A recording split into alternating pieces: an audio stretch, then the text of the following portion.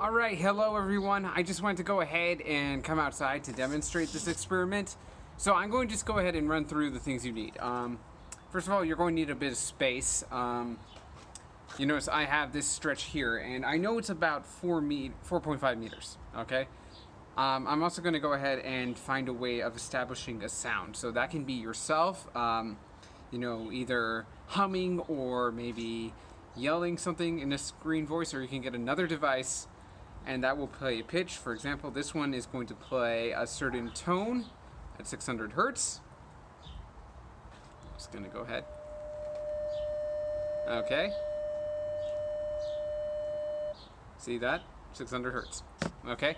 And then after, you're going to have another device.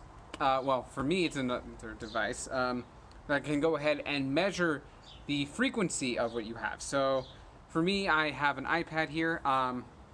This is an online tool that I linked up into the PowerPoint, or you can go ahead and go into Google Science Journal, opening Google Science Journal, and you can go ahead and create an experiment.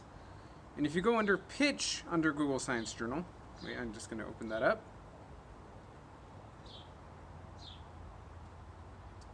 That will also give you this, okay? And both of these will be measuring frequencies, okay? So let me go ahead and demonstrate the 4 parts of the experiment. You're going to notice that there's actually a certain rhyme and pattern to these things, like poetry. And this will actually be able to help you understand what happens when you start moving with waves, and more important than that, what happens if we go ahead and start moving at the speed of light. What is things going to look like?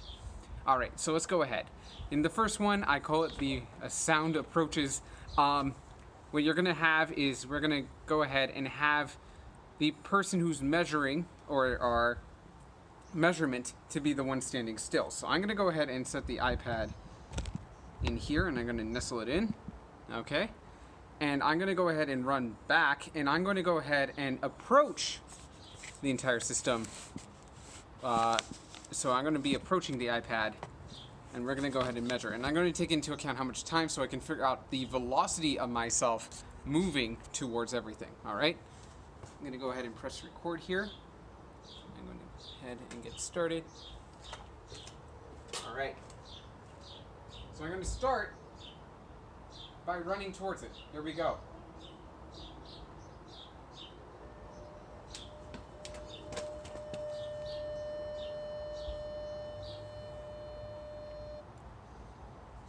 Okay, not now. And you're going to notice that there was a bit of a pattern there. Okay. Now, I'm going to go ahead and do the same thing. Let me just turn up the volume because I'm sometimes concerned that this thing didn't hear me.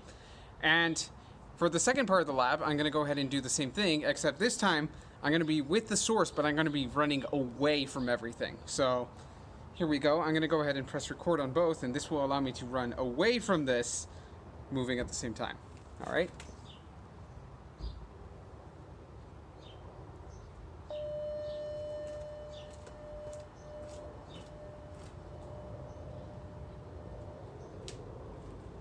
Okay. And as you can see, I got something with that too. It keeps asking me for this. Okay, so now I have data I can refer to. Okay. This next part is actually a little different, okay? So instead of this, I'm going to leave this behind here. And you're going to actually go ahead and, you probably have already heard, there's a distinct difference in sound.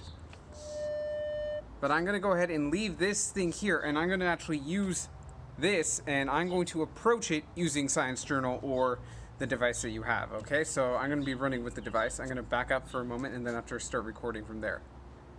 Okay, so that'll be part 3. So notice this time we flipped. So instead of having the sound approach, you're now having the observer come towards you. Okay, so I'm going to go ahead, go back, and run forward here.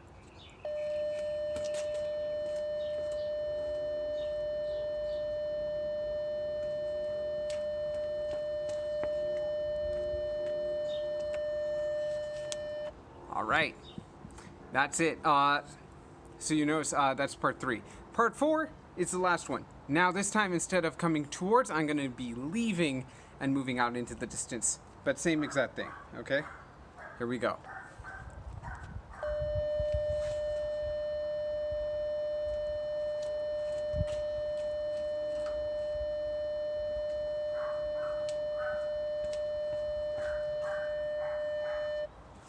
You notice having the sound right next to you, you hear it as the 600 hertz tone, but if you go ahead and have this moving all around you, it may actually start sounding different. So this is something we call the Doppler effect. And hopefully you guys will be able to explore what exactly is happening with the wave as things move on, and you'll see the pattern that approaches. The last part of this is actually going to go ahead and have you graph one sample of data, basically your best sample. So hopefully you can find something linear that you can go ahead and move forward with. And hopefully that will help us explain what happens to waves as you keep moving. All right, may the fourth be with you in this. Keep up the great work, guys. This is where the fun begins for you.